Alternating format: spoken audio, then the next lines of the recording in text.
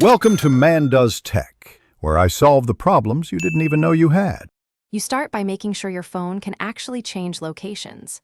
Enable GPS and location services and exit any VPN or mock location apps so Badoo reads real data. Once done, open Badoo and sign in, go straight to Profile, tap Settings, then Location.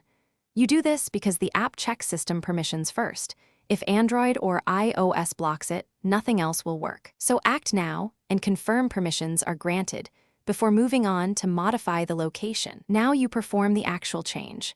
If Badoo offers a built-in city search, type the city or drop a pin on the map. Save it.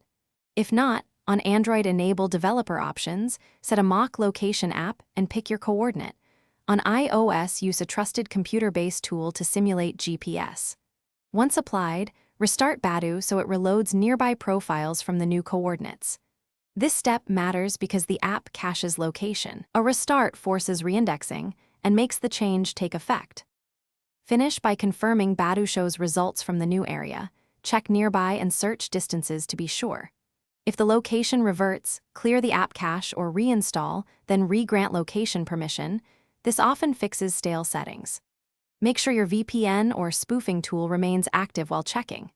If things still fail, a quick trick is toggle airplane mode for 10 seconds, reconnect, and reopen the app to force fresh location data. That usually resolves sync or caching issues.